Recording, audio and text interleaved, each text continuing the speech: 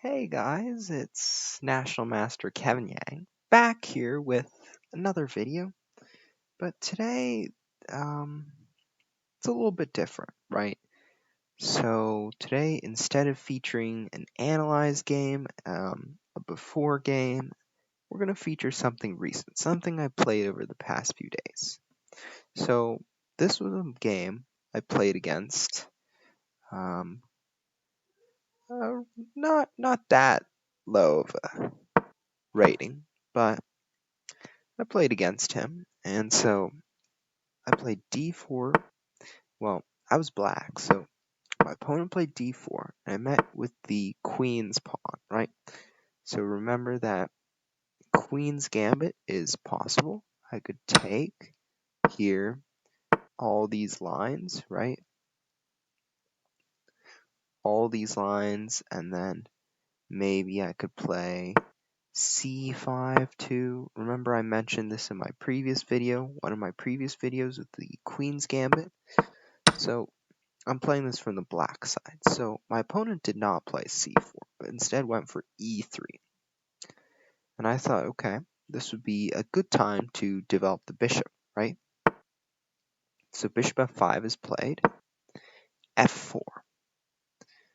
So f4 is a little bit of an inaccuracy, because although it does make an attempt to control the center square, it's really important to not give up this square, right? So now I can occupy this square, play e6, bishop d6, and maybe do a better job of occupying this square and get this f pawn up to maybe take control of this square. So f4 is a very early concession that maybe you don't want to make, because you don't want to weaken any of your own central squares that you previously could have advanced to. But instead, my opponent did weaken this e4 square. So now I play e6. I could have played knight f6 too, both fine. Could have played knight d7 as well. So e6 occurred, knight f3, knight d7, bishop d3. And this was sort of a little misstep here. I played bishop takes d3, and it's a little bit unnecessary, because you notice that if I take, he takes back, and he can really control the square again, right? So maybe it was not necessary. So all I had to do, in fact, was get the knight up, right? Castles, bishop e7, and even if we took here, I would be fine, because I'd be controlling the square, maybe get the c6 on, castles, rook e8, so all that.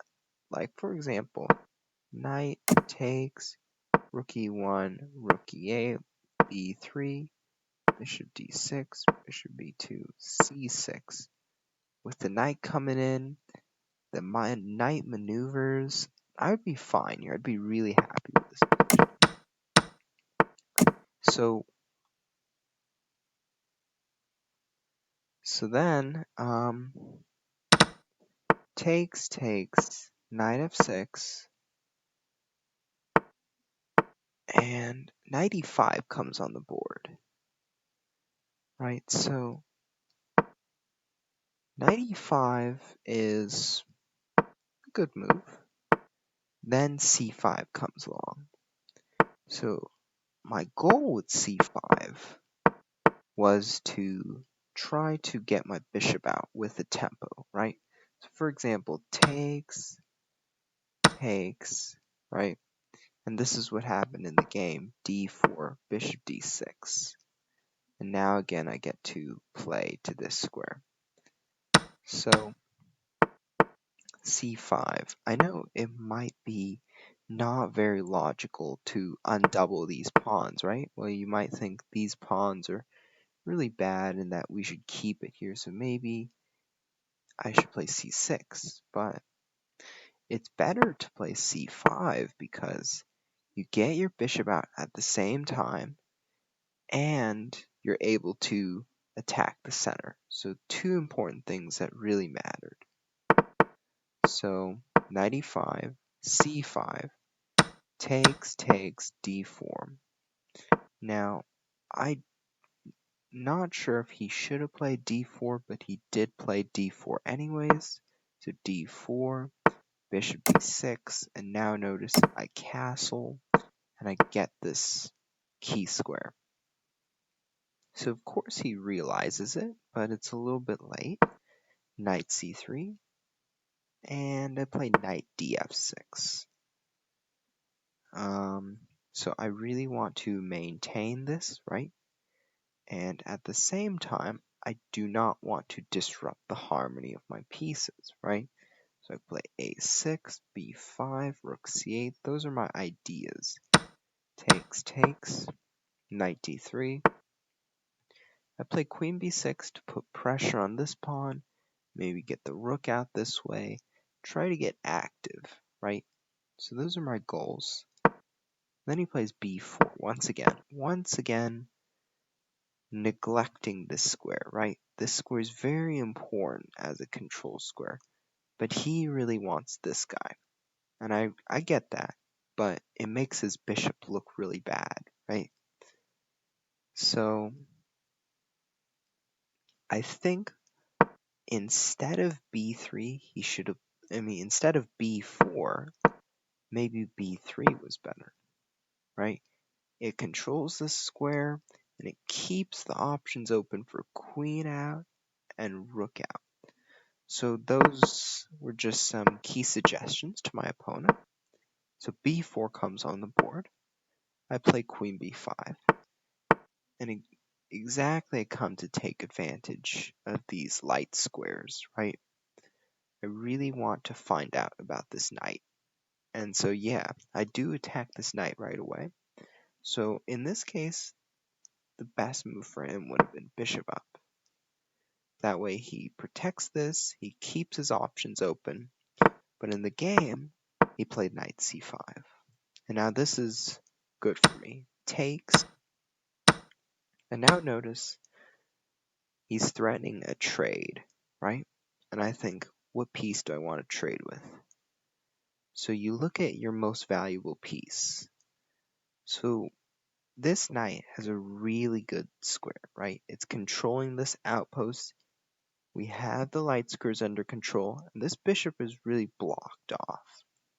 So of course, if you want to take one of these two pieces to trade, you would want to trade the bishop, because if knight takes, b takes, let's say, bishop here, a4, queen a6, rook b1, with the idea of rook b5, and it doesn't, all of a sudden, it looks like white's turning this one around, right? And another alternative I had was thinking about b6, right? But this allows a4, queen e8, right? Takes, and this allows for some play for him to come in, maybe control this and come in. So it's not really pleasant if I play that way. So in the game, I did play bishop takes, and now I play queen b2. And I'm threatening the bishop here, right? So that's a key thing. So other than that, I'm just making sure that I'm controlling the key squares, right? So I want to maybe come here, pressure this pawn, and at the same time I'm pressuring this, the knight takes away this square from the rook, right? So it's important to see that this knight is really doing a good job for me, and it would have been really bad if I traded it off here. So bishop e1 happens. I play b6 because I want to break up this pawn chain, right? So takes, right? Takes is really good for me because I get to get my rook out, and I have another open file to work with. Take, rook b1, okay? This way, so I played queen a3. It's not bad, but I wanted to keep an eye out for this, keep my options out just in case if he was missing something. He plays rook b3, I take, rook takes pawn, get my rook out.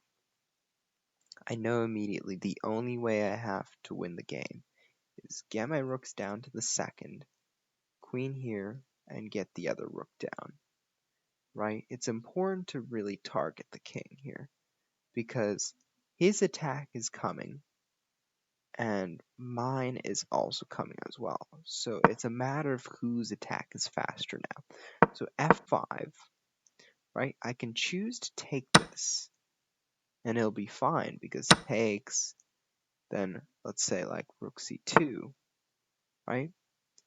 So in this case, he'd have queen f3, and maybe he'd have chances on f7. But I do have rook c1, so in this case it would be bad to take. So in this case, I could have just taken right away. In fact, that might have been the better move, but I played rook c2, right? I want to go straight for the threat. I want to execute my plan, queen c4, rook c2, but I have to watch out that this guy can come in back rank, mate me. So I have to watch out.